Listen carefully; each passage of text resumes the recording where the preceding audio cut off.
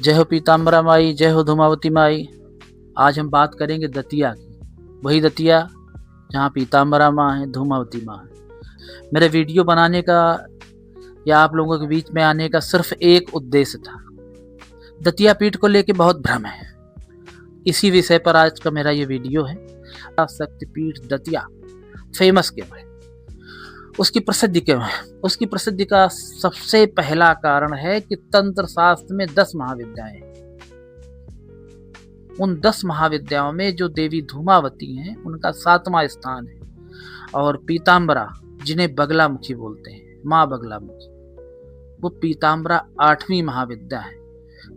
मतलब एक ही परिसर में तंत्र की जो 10 महाविद्याएं हैं उनमें से 2 महाविद्या माँ धूमावती और बगलामुखी एक ही परिसर में विराजी।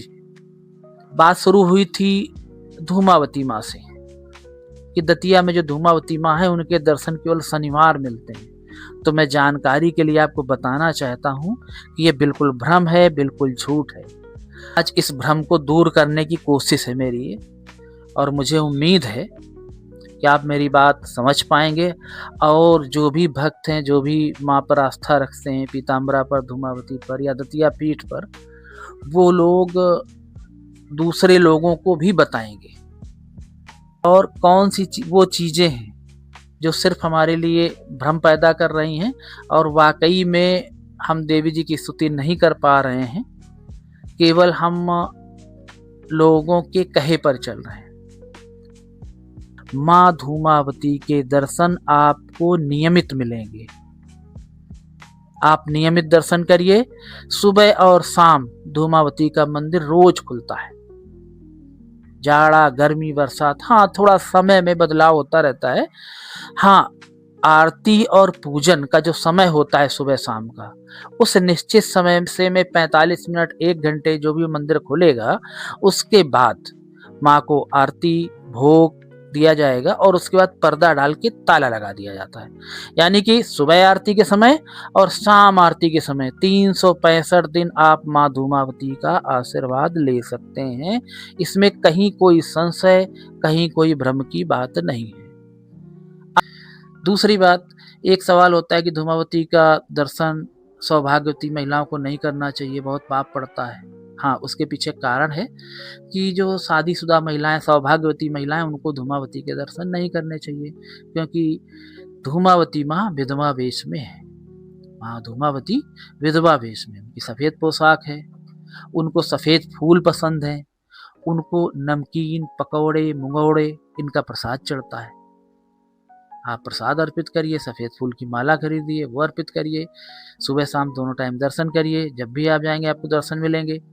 एक बात और, धूमावती का प्रसाद घर नहीं लाते, ये भी बहुत गलत बात है। आप अपनी देवी को, आप अपनी माँ को कोई चीज़ खिला रहे हैं और वही चीज़ अपने घर वालों, परिवार को या अपने दोस्तों को नहीं खिला रहे हैं, वो भी महामाई का प्रसाद, तो मुझे लगता है ये भी बहुत गलत है। तो कृपया इससे भी बचें, कहीं कोई पाप नहीं है। माँ को जो अर्पित किया है वो बच्चे खाते हैं, तो हम सभी बच्चे हैं। प्रसाद चढ़ाइए, प्रसाद खिलाइए। अब आप पूछेंगे या जानना चाहेंगे कि समय क्या होता है माँ धूमावती के दर्शन का, तो शनिवार को 7:15 यानी 7:15 बजे से लेके 9 बजे तक सुबह आप धूमावती माँ के दर्शन कर सकते हैं। 7:15 बजे के बाद से आरती भोग लगेगा और दर्शन का लाभ आपको 9 बजे तक मिलेगा। यही शाम को 5 बजे से 8 बजे, मैं शनिवार के दिन की बात कर रहा हूँ, शनिवार को 5 से 8 बजे तक आप माँ धूमावती की आरती और उनका आशीर्वाद ले सकते हैं। इसके बाद मंदिर में रात को पर्दा डाल दिया जाता है। सुबह दर्शन भोग के बाद, आरती के बाद फिर पर्दा डाल दिया जाता है, फिर दिन भर मंदिर बंद रहता है। ये रही शनिवार की बात। और शेष दिन जो होते हैं हमारे, मतलब संडे हो गया, संडे से लेके फ्राइडे तक, तो रविवार से लेके शुक्रवार तक सुबह 8 बजे और शाम 8 बजे माँ धूमावती का मंदिर खुलता है। तो आप इस भ्रम से बचें। 5 शनिवार, 7 शनिवार की कोई ज़रूरत नहीं है, जब समय मिले तब जाएं। नियमित मंदिर खुलता है, सुबह शाम दर्शन करें। और दतिया पीठ से जुड़ी जानकारी के लिए हम आगे जो मुझसे हो सकेगा मैं सटीक जानकारी देने की पूरी कोशिश करूंगा। और जब हम स्तुति या शरणागत भाव में अपने ईश्वर, अपने आराध्य के प्रति होते हैं तो भ्रम से बचते हैं। यही उद्देश्य था, यही मेरी सोच थी कि सब लोगों को, अपने लोगों को जो माई के दरबार पे जाते हैं, उनको ये चीज़ पता चल सके कि सच क्या है। इन भ्रम से बचें, आराम से दर्शन करें, पंक्तिबद्ध होकर जाएं। तंत्र पीठ है, अनुशासित पीठ है, जप साधना का केंद्र है। शोर कतई न मचाएं, जयकारा कतई न लगाएं।